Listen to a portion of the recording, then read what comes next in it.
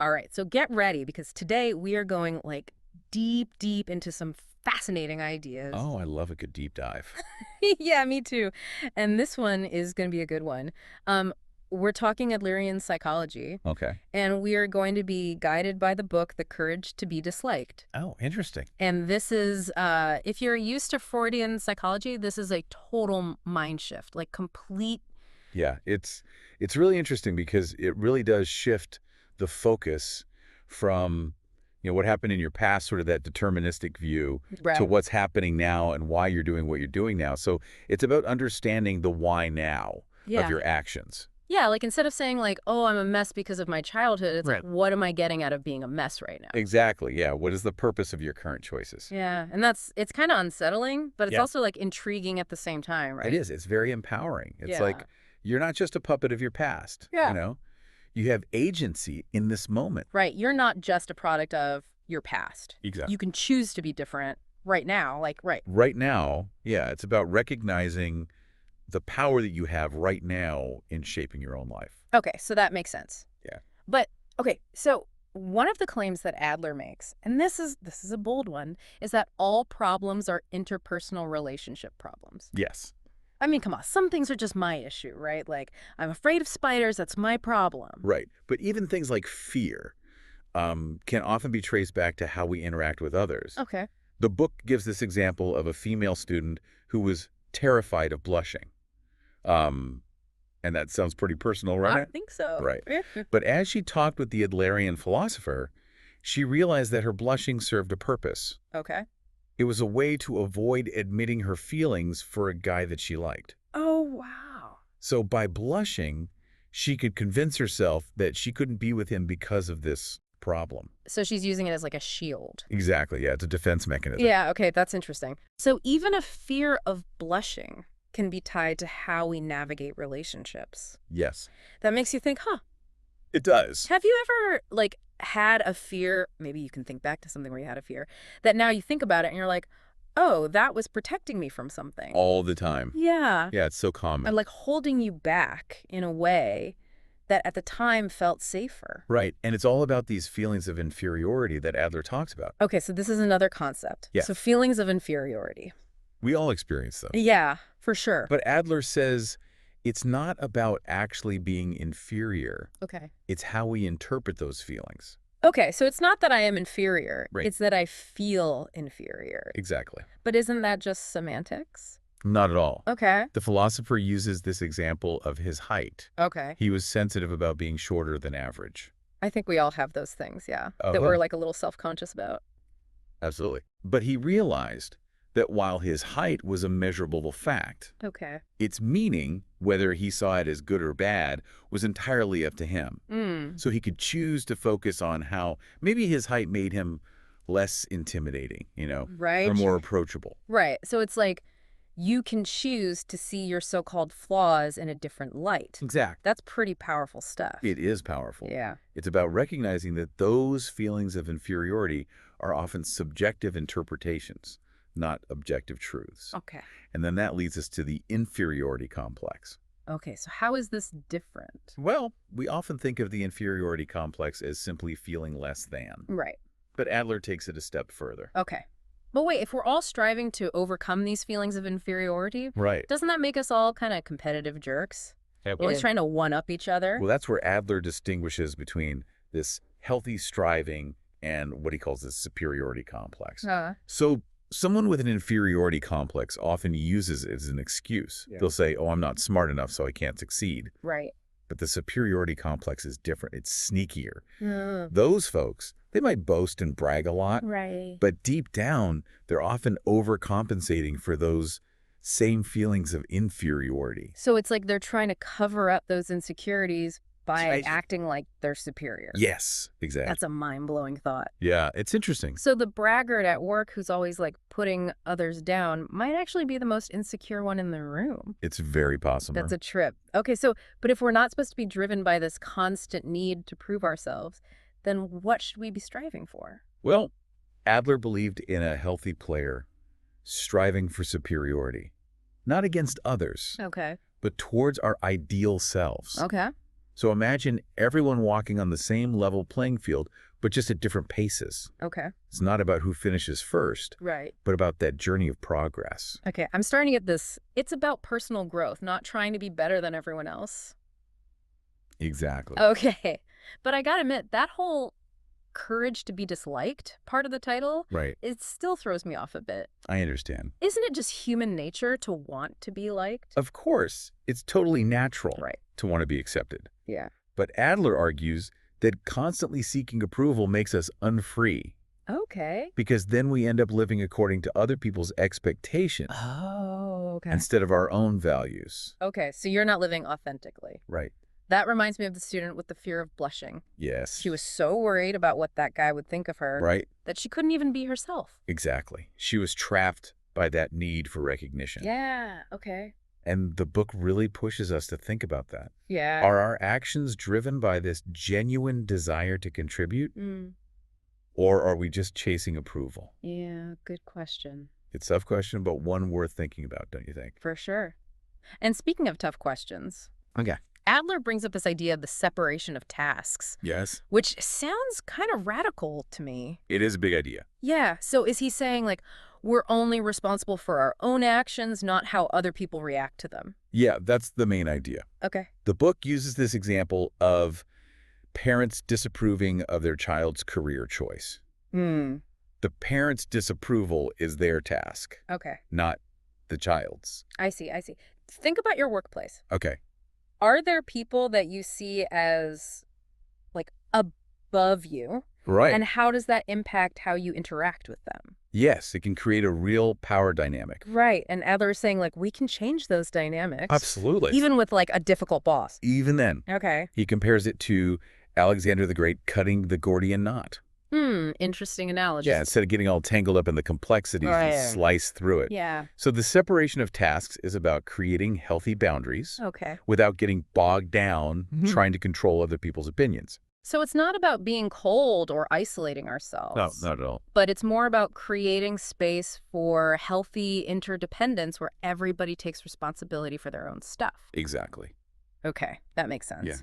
Yeah. So how does this tie into his idea of horizontal relationships? Oh, that's where it gets really interesting. So he criticizes those traditional power dynamics. Okay. You know, the whole praise and punish approach. You mean like constantly telling kids, good job, or you should be ashamed of yourself? Exactly. He sees those as manipulations within vertical relationships. Okay. Instead, he advocates for encouragement. Okay. And meeting people on an equal playing field. Okay, so instead of like praising a kid for getting an A, Right. you might focus on their effort and love of learning. Exactly. Okay. It's about accepting people as they are and helping them find their own strengths. That's a good one. Yeah. This whole idea of horizontal relationships. It's pretty radical. It's radical, but it's also like incredibly appealing. Yeah. But how does it all connect to his concept of happiness? Because remember he was saying like true happiness comes from feeling like you're contributing to something larger than yourself. That's right. And this is where we get into one of the most profound and perhaps most challenging concepts of Adlerian psychology. Oh, okay. But we'll save that discussion for next time. All right. Join us then as we continue our deep dive into the courage to be disliked. I like it. And we'll explore how you can discover true happiness right here, right now. Right here, right now. I love it. Yeah. Okay, so let's jump back into this pool of really fascinating ideas. I love that analogy, the pool of ideas. It's very visual. It is. So we're going to jump back in. Last time we left off, we were starting to kind of unpack Adler's views on happiness. Right. And I think it was you that was saying it comes from the sense of contribution, of being part of something bigger than ourselves. Yes. But how does that square with, his emphasis on living in the here and now? That whole like energial life thing, it's like, it almost sounds like he's saying like, just be present and everything will magically work out. Yeah, it's not quite magic. Okay. But it's close. Yeah. So he did believe in the importance of goals. Okay. But he saw them differently. Not like as finish lines that we race towards, Okay. but more like guiding stars. Yeah. Okay. They give us direction, but our happiness shouldn't hinge on reaching them. So it's like, enjoy the scenery along the way, not just the destination. Exactly. But if we're not striving for some future achievement, how do we stay motivated? That's where shining a light on the here and now comes in. Okay. So Adlerian psychology really encourages us to fully engage with each moment, to find that joy in the process, not just the outcome. So instead of thinking, I'll be happy when I get that promotion, it's like I should be finding satisfaction in like the work itself, the challenges I overcome, the connections I build with my colleagues. Yes, exactly. Easier said than done, though, right? Definitely. It takes practice. Yeah. But the book argues that when we shift our focus to the present moment, we tap into this sense of purpose that doesn't depend on external achievements. I'm trying to like wrap my head around this because it's a big shift from the like hustle culture mentality that, I think a lot of us are kind of used to. Yeah, I agree. But this idea of finding meaning in the everyday, in the like seemingly mundane. Right. There's a certain appeal to that. There is. It takes the pressure off. It does. Yeah. Like you don't have to, achieve all these things to be worthy or to be happy. Exactly. And it requires a different kind of courage. It does. The courage to let go of the need to like constantly prove ourselves, to chase external validation. Yes. It's the courage to simply be rather than to constantly do. Yeah. Right. Okay. So I'm starting to see how all these pieces kind of fit together. Yeah. Separation of tasks, horizontal relationships, living in the here and now. They all work together. But I'm curious, how does all this actually play out in real life? Can you give me some like concrete examples? Sure. So let's take parenting, for example. Okay. A lot of us grew up with, those traditional methods. Right. Praise and punishment, rewards and consequences. Right. And Adlerian psychology really challenges that approach. Yeah. Arguing that it creates vertical relationships. Okay. And fosters dependence rather than independence. Right. So the classic good job every time a kid does something right or go to your room when they misbehave. Exactly. Okay. So what's the Adlerian alternative? Yeah. What is it? It's called the encouragement approach. Okay. Encouragement. I like it. So remember, encouragement is about accepting children for who they are. Right. Helping them find their own strengths. Right. And supporting their efforts, not just their outcomes. Okay. So instead of saying, wow, you got an A on your test, you're so smart. Right. You might say something like, I'm really impressed with how hard you worked on that project. Exactly. That's a great example. Right. That way you're focusing on their effort and process. Right. Not just the end result. Exactly. Gotcha. Helps them develop that like intrinsic motivation rather than always seeking that external validation. Exactly. Okay. But what about when kids act up? Oh, yeah. Does Adlerian psychology offer any advice for handling those moments? Absolutely. So the book delves into this concept of problem behavior in children. Okay. Suggesting that it's often a misguided attempt to feel significant within the family dynamic. So the kid throwing a tantrum might be doing it to get attention. Exactly. Even if it's negative attention. Even if it's negative, yes. Wow. So instead of reacting with, like, anger or punishment, right. Adlerian psychology encourages parents to try and understand the goal behind the behavior. So it's like we talked about earlier, focusing on the what for rather than the why. Exactly. But honestly, in the heat of the moment, that seems really difficult. It is. It takes practice, for sure. Yeah.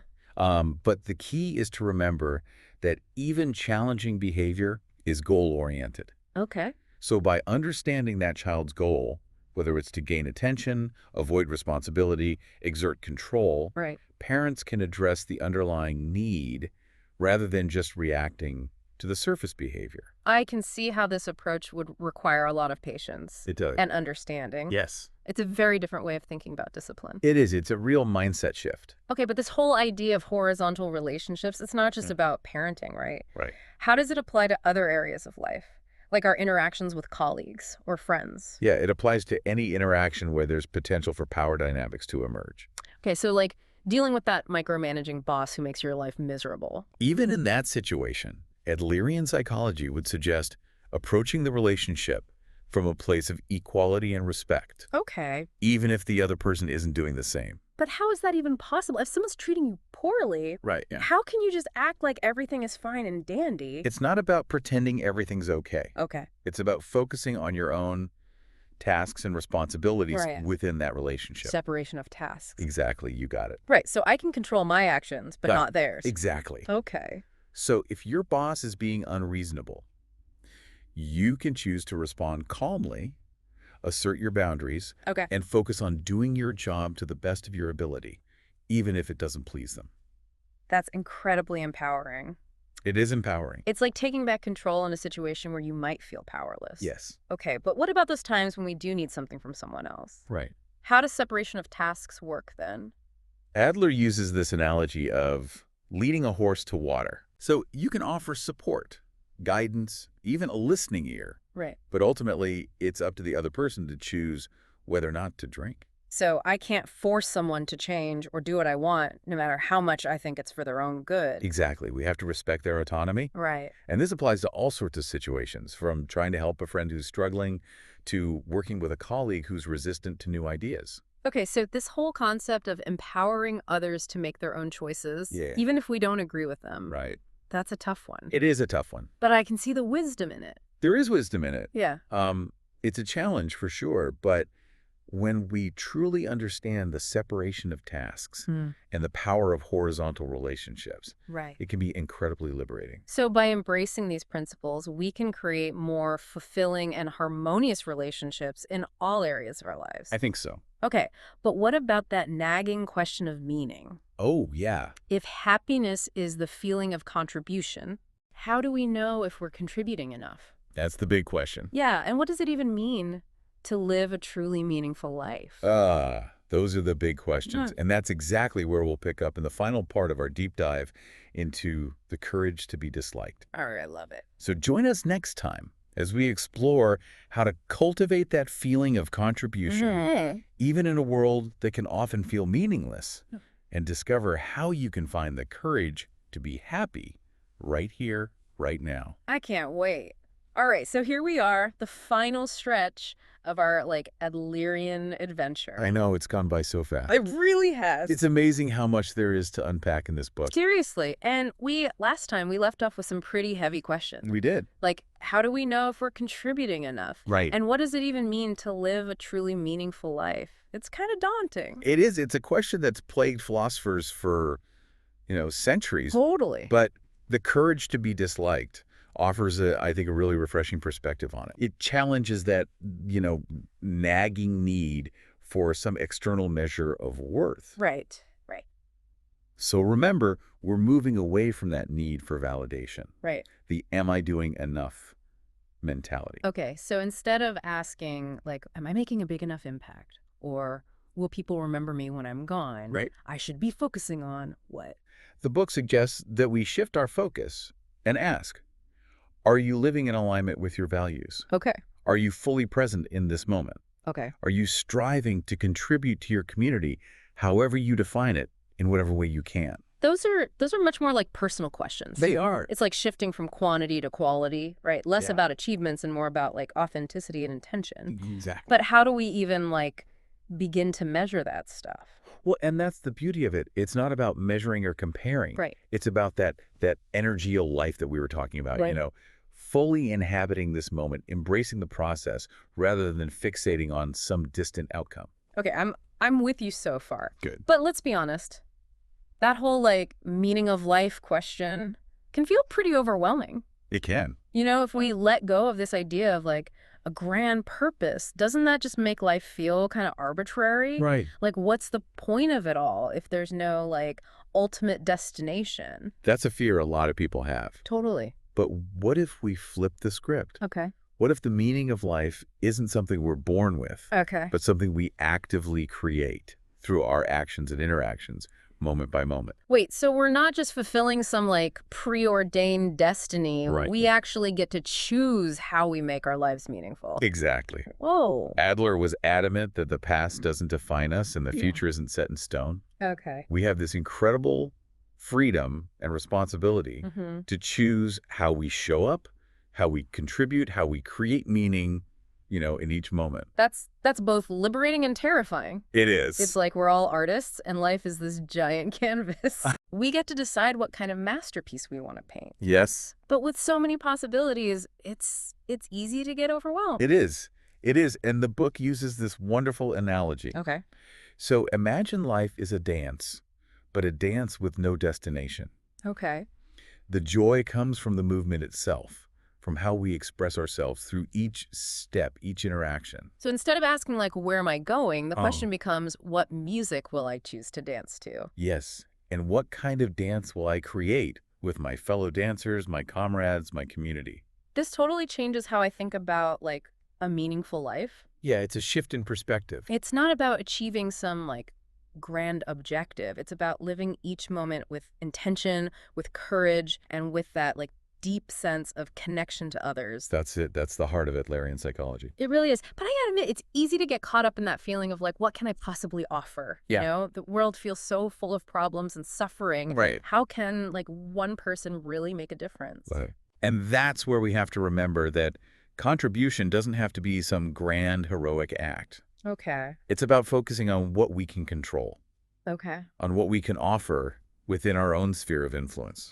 So it's about those, like, everyday acts of kindness, those small gestures of support, Yes. those moments of genuine connection that might seem insignificant, but actually have a ripple effect. Exactly. It's about shifting our mindset from, like, what can the world give me, to what can I give to the world? Right, right. And it could be as simple as offering a listening ear to a friend who's struggling, volunteering our time, just bringing a smile to someone's face. You know, this idea of focusing on what we can control really resonates with me. Good. It reminds me of that quote, "Be the change you wish to see in the world." That's a great one. Right. It's about embodying the values that we believe in, Yes. demonstrating the kind of world that we want to live in through our actions, however small they may seem. I love that. That's it exactly. Yeah. And it all comes back to those core Adlerian principles that we've been exploring, you know, self-acceptance, Right. confidence in others, contribution to the community, and living fully in the here and now.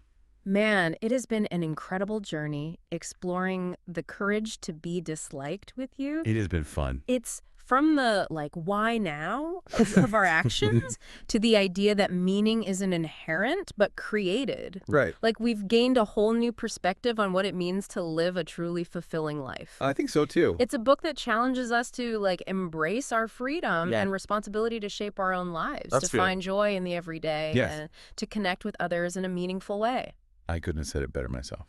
Awesome. So as we wrap up this deep dive, Okay. we're going to leave you with one final question Right. that's inspired by the book's central message. Okay. Hit me.